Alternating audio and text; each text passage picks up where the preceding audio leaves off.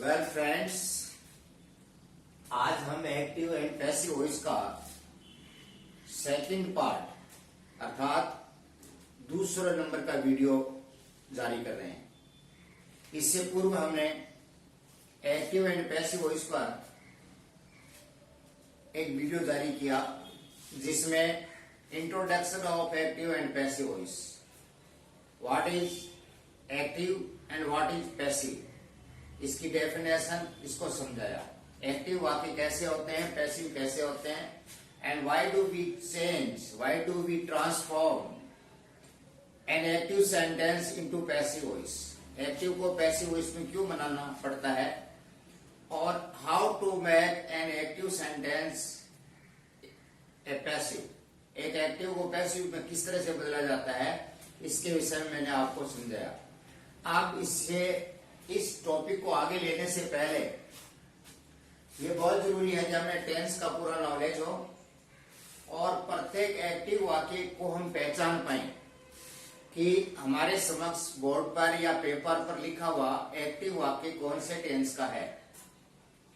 तो उसके लिए उस वाक्य के हेल्पिंग वर्ब और मेन वर्ब से हम उसको पहचान सकते हैं और फिर उसे हमें पैसिव वॉइस में बदलना है।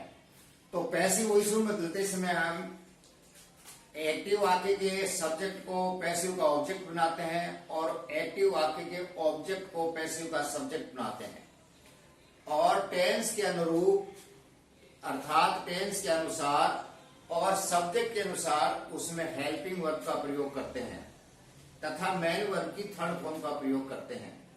तो अब मैं आपको एक चार्ट से समझाना चाहता हूं कि अगर हमारा एक्टिव सेंटेंस कौन से टेंस का है और उसके अनुसार उसको उसी टेंस में बदलना है। ये मैंने आपको बताया कि एक्टिव से पैसिव वॉइस में we can't change the tense of the sentence and we can't change the meaning of the sentence. Active का जो मीनिंग होगा, अर्थ होगा, वही पैसिव का होगा और एक्टिव में जो टेंस होगा वही पैसिव में होगा। तो देखिए, अगर हमारा सेंटेंस प्रेजेंट इंडेफिनिट का है तो यहां मैंने दो पार्ट बनाए हैं, एक भाग है एक्टिव वॉइस और दूसरा है पैसिव वॉइस। और एक्टिव वाक्यों के 12 जो टेंस हैं उनके सभी के मैंने हेल्पिंग वर्ब और मेन वर्ब दिया है। प्रेजेंट इंडेफिनिट टेंस 1 नंबर का मतलब प्रेजेंट इंडेफिनिट टेंस, 2 नंबर का मतलब present continuous, present perfect, present perfect continuous, past indefinite, past continuous, past perfect continuous, future indefinite, future continuous, future perfect and future perfect continuous tense. इस तरह से 12 जो है, 3 tense के 4-4 भाग होकर 12 जो है उनकी सभी की हेल्पिंग वर्ब्स है यहाँ पे। और एक्टिव वाक्यों में ये मेन वर्ब की फॉर्म आएगी। अगर इसी वाक्यों को हम पैसिव वॉइस में बदलेंगे तो इन वाक्यों की हेल्पिंग वर्ब ये हो जाएंगी और मेन वर्ब सभी जो टेंस एक्टिव से पैसिव में जो हम बदलेंगे उनमें सभी में मेन वर्ब की थर्ड फॉर्म होगी। अर्थात एक्टिव वाक्य में first form, second form, third form, ING वाली फॉर्म, कोई भी फॉर्म हो सकती है, लेकिन जैसे हम उसको पैसिव वॉइस में बदलेंगे तो वो हमारी मेन वर्ब की थर्ड फॉर्म में ही बदली जाएगी। और एक्टिव वाक्य में जैसा कि मैंने बताया कि कुछ वाक्य ऐसे होते हैं एक्टिव में, जैसे प्रेजेंट इंडेफिनिट का अफर्मेटिव सेंटेंस, पास्ट इंडेफिनिट का अफर्मेटिव सेंटेंस, जिनमें हेल्पिंग वर्ब एक्टिव वाक्यों में नहीं होती है, लेकिन हमें उन्हें अगर पैसिव वॉइस में बदलते हैं तो उनमें हमें हेल्पिंग वर्ब का प्रयोग करना पड़ता है। तो देखिए, प्रेजेंट इंडेफिनिट टेंस है तो उसके एक्टिव डू या डज और मेन वर्ब की फर्स्ट फॉर्म, लेकिन अगर इसे हम पैसिव वॉइस में बदलेंगे तो हमारी helping verb is, are, am में से कोई है। अगर हमारा सब्जेक्ट सिंगुलर है तो हम इज का प्रयोग करेंगे, प्लूरल आर का प्रयोग करेंगे और आई है तो एम का प्रयोग करेंगे। अर्थात सब्जेक्ट के अनुरूप हम उस हेल्पिंग वर्ब को बदलेंगे और मेन वर्ब की थर्ड फॉर्म होगी। इसी तरह से अगर हमारा एक्टिव वाक्य प्रेजेंट कंटिन्यूअस टेंस का है तो उसमें इज, आर, एम में से कोई एक हेल्पिंग वर्ब होगी और मेन वर्ब की फर्स्ट फॉर्म प्लस आईएनजी होगी। लेकिन अगर उसी वाक्य को हम पैसिव वॉइस में बदल रहे हैं तो इज, आर, एम में से सब्जेक्ट के अनुसार एक हेल्पिंग वर्ब होगी और उसके साथ हमें बीइंग का प्रयोग करना पड़ेगा। मैं आपको बता दूं कि बीइंग का प्रयोग क्यों किया जा रहा है। बीइंग का प्रयोग टू शो द कंटिन्यूटी, अर्थात कंटिन्यूअस टेंस को शो करने के लिए हम हेल्पिंग वर्ब के साथ में बीइंग का प्रयोग करते हैं, क्योंकि पैसिव वॉइस में हमेशा ही मेन वर्ब की थर्ड फॉर्म का प्रयोग होता है और थर्ड फॉर्म के साथ कभी भी आईएनजी का प्रयोग हम नहीं कर सकते। इसलिए मेन वर्ब के साथ आईएनजी का प्रयोग नहीं करके हम हेल्पिंग वर्ब के साथ में उस आईएनजी को शो करने के लिए, कंटिन्यूटी को शो करने के लिए हम बीइंग का प्रयोग करते हैं। तो इज बीइंग, आर बीइंग या am being plus third form of the verb. इसी बात अगर हमारा सेंटेंस प्रेजेंट परफेक्ट का है, एक्टिव आके उसकी हेल्पिंग वर्ब हैज या हैव में से कोई एक हो सकती है और मेन वर्ब की थर्ड फॉर्म होगी। लेकिन जैसे उसको हम पैसिव वॉइस में ले जाएंगे तो इस वाक्य की हेल्पिंग वर्ब सब्जेक्ट के अनुसार हैज बीन या हैव बीन में से कोई एक होगी और मेन वर्ब की थर्ड फॉर्म का उपयोग होगा। इसी बात से अगर प्रेजेंट परफेक्ट कंटीन्यूअस टेंस हमारा एक्टिव है तो उसकी हेल्पिंग वर्ब हैज बीन या हैव बीन हो सकती है और में से कोई एक हो सकती है होगी और मेन वर्ब की फर्स्ट फॉर्म प्लस आईएनजी। लेकिन आपको ध्यान है कि किसी भी परफेक्ट कंटीन्यूअस टेंस का पैसिव वॉइस नहीं बनता है। तो प्रेजेंट परफेक्ट कंटीन्यूअस टेंस के एक्टिव साइड को तो मैंने लिख दिया हेल्पिंग वर्ब और मेन वर्ब, लेकिन पैसिव वॉइस साइड में मैंने लिखा है नो पैसिव वॉइस, अर्थात प्रेजेंट परफेक्ट कंटीन्यूअस टेंस का हम पैसिव वॉइस नहीं बनाते हैं। इसी तरह से फिर 5वें नंबर पे हमारा पास्ट इंडेफिनिट टेंस आता है जिसकी हेल्पिंग वर्ब डिड होती है और मेन वर्ब की सेकंड फॉर्म होती है।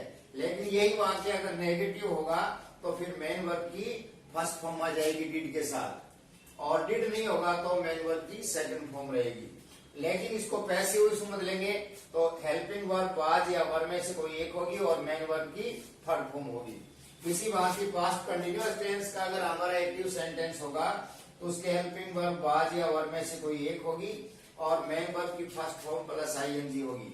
और उसको पैसिव वॉइस में बदलेंगे तो वो हेल्पिंग वर्ब वाज या वर में से कोई एक और प्लस बीइंग, वाज बीइंग या वर बीइंग और मेन वर्ब की थर्ड फॉर्म। इसी तरह से पास्ट परफेक्ट टेंस में हमारा जो हेल्पिंग वर्ब है वो हैड है और मेन वर्ब की थर्ड फॉर्म है, लेकिन उसको पैसिव वॉइस में ले जाएंगे तो बदलेंगे तो हैड बीन और मेन वर्ब की थर्ड फॉर्म का प्रयोग करेंगे।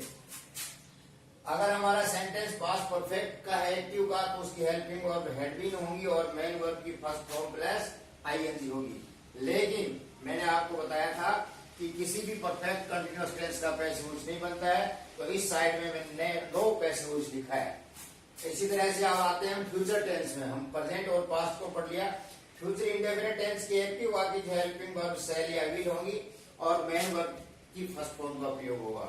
लेकिन अगर हम उसको पैसिव वॉइस में बदलेंगे तो हेल्पिंग वर्ब शैल बी या विल भी हो जाएगी और मेन वर्ब की थर्ड फॉर्म हो जाएगी।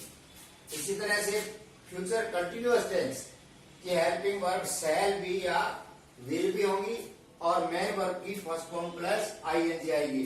लेकिन फ्यूचर कंटीन्यूअस टेंस को भी हम पैसिव वॉइस में नहीं बदलते हैं, इसलिए मैंने इसकी कॉलम लिख दिया नो पैसिव वॉइस। इसी प्रकार फ्यूचर परफेक्ट टेंस में शैल हैव या विल हैव हेल्पिंग वर्ब होंगी और मेन वर्ब की क्योंकि परफेक्ट टेंस है थर्ड फॉर्म आएगा। लेकिन पैसिव वॉइस में ये helping verb shall have been या विल हैव बीन हो जाएगी और मेन वर्ब की थर्ड फॉर्म आ जाएगी। इसी प्रकार लास्ट जो फ्यूचर परफेक्ट कंटीन्यूअस टेंस है जिसकी हेल्पिंग वर्ब शैल हैव या शैल हैव बीन या विल हैव बीन होगी और मेन वर्ब की फर्स्ट फॉर्म प्लस आईएनजी। लेकिन इस टेंस का भी हम पैसिव वॉइस में नहीं बदलते हैं, इसलिए इसका भी पैसिव वॉइस में होगा और मैंने यहाँ नो पैसिव लिख दिया है। तो देखिए इस तरह से मैंने आपको समझाने के लिए एक्टिव और पैसिव दोनों का चार्ट एक साथ बना के समझाया है। इस साइड में ये एक्टिव पैसिव वॉइस की हेल्पिंग वर्ब और मेन वर्ब है और इस साइड में ये एक्टिव वाक्य की हेल्पिंग वर्ब और मेन वर्ब है। तो इस तरह से देखिए आप इस चार्ट को पूरे ध्यान से पढ़िए, इसकी स्क्रीनशॉट भी आप ले सकते हैं और इसको बार बार देखेंगे तो आपके समझ में आ जाएगा।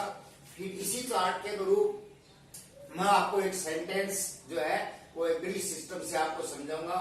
मैं एक प्रेजेंट इंडेफिनिट टेंस को लूंगा और उसको कंटिन्यू सारे चार्ट के अनुसार आपको समझाऊंगा और फिर हम टेंस वाइज जो है पैसिव वॉइस को शुरू करेंगे।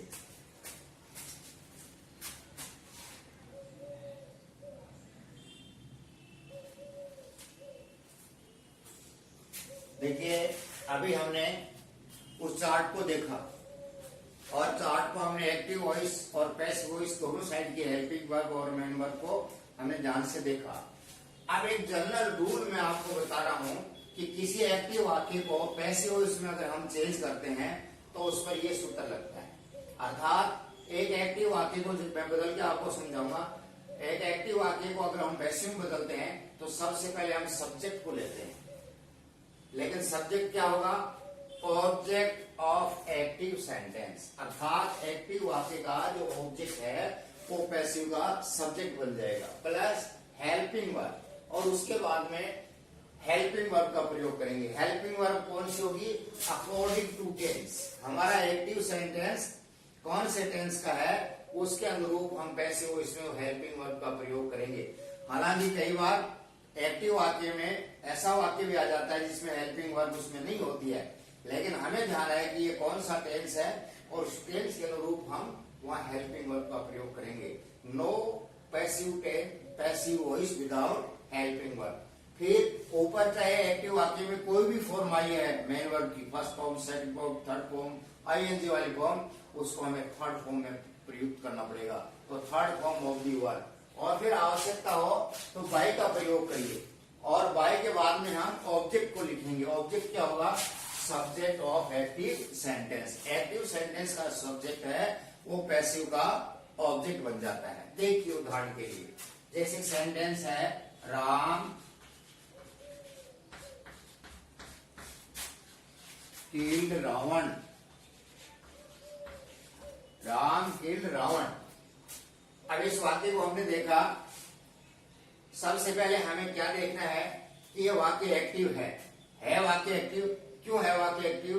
क्योंकि जो वर्ब है उसको परफॉर्म करने वाला राम सब्जेक्ट स्थान पर है। अर्थात ये जो वर्ब है इसको परफॉर्म कौन कर रहा है? राम। तो ये एक्टिव सेंटेंस हो गया। अब ये कौन से टेंस का है ये जानना बहुत जरूरी है। तो राम सब्जेक्ट और मेन वर्ब की सेकंड फॉर्म है, और फिर ऑब्जेक्ट है, तो ये पास्ट इंडेफिनिट का अफर्मेटिव सेंटेंस है। और देखो इसमें हेल्पिंग वर्ब भी नहीं है, लेकिन जैसे ही हम इस वाक्य को पैसिव वॉइस में लेंगे तो हमें पास्ट इंडेफिनिट की पैसिव वॉइस की हेल्पिंग वर्ब का प्रयोग करना पड़ेगा। एक्टिव वाक्य की हेल्पिंग वर्ब तो डिड होती है, लेकिन पैसिव में वो वाज या वर्ब में कोई एक लेनी पड़ेगी।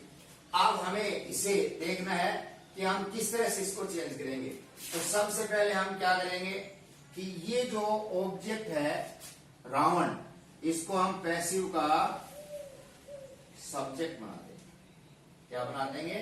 सब्जेक्ट। और ये जो राम है ये पैसिव का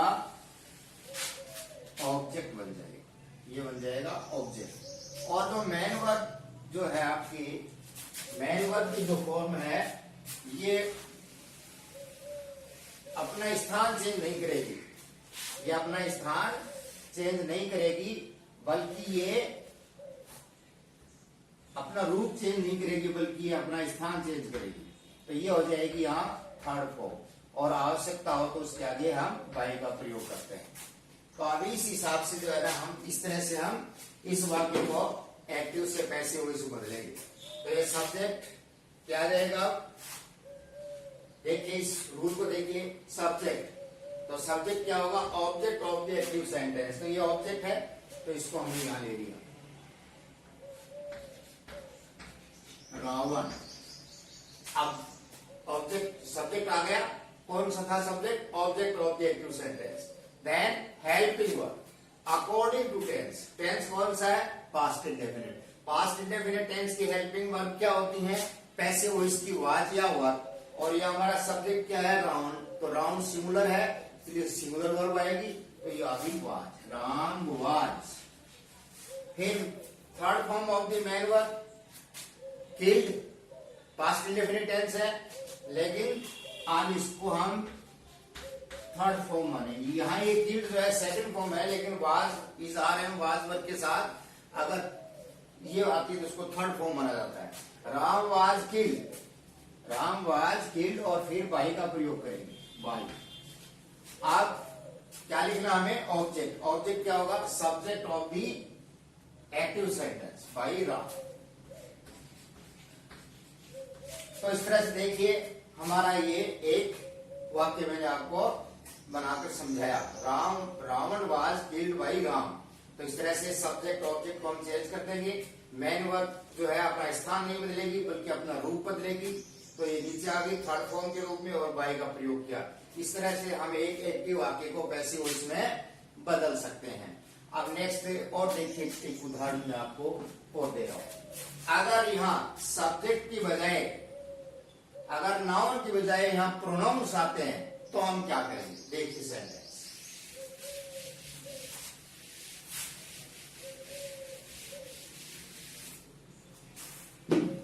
जैसे he helps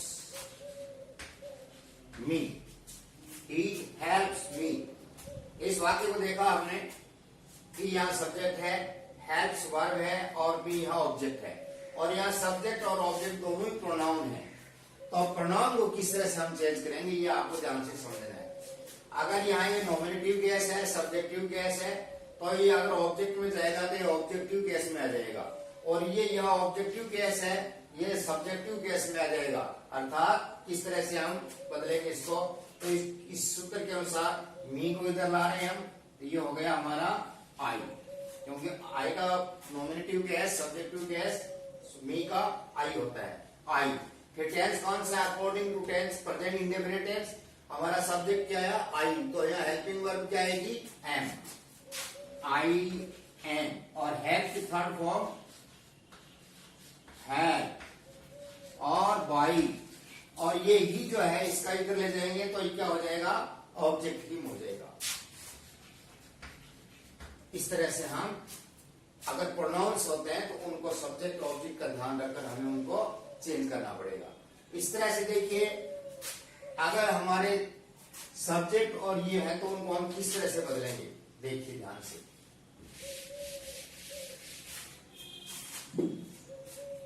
अगर हमारा फर्स्ट पर्सन आई है तो हम उसे मी में बदल देंगे, और मी है तो उसको आई में बदल देंगे। ये वाइस वर्सा है, इधर भी थी इधर। अगर ऑब्जेक्ट मिलाया तो आई में और आई को लिखना तो मी में। और फिर वी को हम अस में, अर्थात वी को ऑब्जेक्ट में ले जाना तो अस, और अस को अगर नॉमिनेटिव केस में लाना है तो वी, वाइस वर्सा। यू जो है दोनों फॉर्म में यू ही रहता है, इसका सब्जेक्ट भी और ऑब्जेक्ट भी एक जैसा ही है। इसी तरह से सी, हर, और हर को इधर लाएंगे तो सी। ही, हिम, और हिम को इधर लाएंगे और सब्जेक्ट में तो ही हो जाएगा। इट, इट भी दोनों तरफ सब्जेक्ट और ऑब्जेक्ट में एडजस्ट रहेगा। और देखो अगर ऑब्जेक्ट में ले जाएंगे तो डेम हो जाएगा, और डेम को अगर सब्जेक्ट में ले जाएंगे तो वो दे होगा। तो इस तरह से अगर प्रोनाउंस होते हैं तो उनको जैसे हम सब्जेक्ट ऑब्जेक्ट में चेंज करते हैं तो अकॉर्डिंग टू देयर फॉर्म्स उसके अनुरूप ही हमें बदलना पड़ेगा। ये नहीं है कि इधर आई है तो उसको आई में रख दे, उसको मी में बदलना पड़ेगा। इस तरह से ये बेस बात हुई एक्टिव एंड पैसिव वॉइस की, आधार बात है, आधार बात है कि किस तरह से हम एक्टिव को पैसिव वॉइस में बदलेंगे। अब इसके बाद में एक और बात आपको बताऊं कि कई बार डबल ऑब्जेक्ट होता है, दो ऑब्जेक्ट होते हैं, डायरेक्ट ऑब्जेक्ट और इनडायरेक्ट ऑब्जेक्ट। तो हम उनको किस तरह, जैसे एक सेंटेंस लेते हैं हम डायरेक्ट और इनडायरेक्ट ऑब्जेक्ट के विषय में, जैसे she gave me a book, she gave me a book। ये हमारा एक सेंटेंस है। सबसे पहले हम इस वाक्य के टेंस को पहचानेंगे। she gave me a book, अर्थात ये इस वाक्य का सब्जेक्ट है, ये वर्ब है, और ये दो ऑब्जेक्ट है। ये दो ऑब्जेक्ट है, एक डायरेक्ट ऑब्जेक्ट और एक इनडायरेक्ट ऑब्जेक्ट। तो ये इस वाक्य का क्या है? सब्जेक्ट और ये वर और ये दो ऑब्जेक्ट हैं, एक डायरेक्ट ऑब्जेक्ट और एक इनडायरेक्ट ऑब्जेक्ट। ध्यान दें आपको कि डायरेक्ट ऑब्जेक्ट जो होता है वो निर्जीव वस्तु होता है, तो ये तो हो गया डायरेक्ट ऑब्जेक्ट और ये हो गया इनडायरेक्ट ऑब्जेक्ट। अब हम इन दोनों वाक्यों को पैसिव वॉइस में बदलते समय we can use either of the object. अगर हम डायरेक्ट ऑब्जेक्ट से भी इसका पैसिव वॉइस बना सकते हैं और इनडायरेक्ट ऑब्जेक्ट से भी इस वाक्य का पैसिव वॉइस बनाया जा सकता है। तो देखिए इस सूत्र के अनुसार हम पहले इसको ले रहे हैं डायरेक्ट ऑब्जेक्ट से। तो ए बुक को हम इसका सब्जेक्ट बना देते हैं, ए बुक। अब किसका नंबर आया? हेल्पिंग वर्ब का। सब्जेक्ट लिख दिया हमने, object of the sentence a book. Tense कौन सा है? Past indefinite. तो हेल्पिंग वर्ब क्या आएगी पैसिव वॉइस में? वाज या वर। ए बुक है तो क्या आएगी? वाज। ए बुक वाज और give third form given. A book was given. अब ये जो इनडायरेक्ट ऑब्जेक्ट है इससे पहले हम टू का प्रयोग करेंगे। ए टू मी, बाई और सी का क्या हो जाएगा? हाँ। A book was given to me by her. A book was given to me by her. अब हम इससे बनाते हैं, इनडायरेक्ट ऑब्जेक्ट से बनाते हैं। आई आ गया, फिर सब्जेक्ट के बाद में हेल्पिंग वर्ब वही वाज, आई वाज, और मेन वर्ब की third form given. I was given a book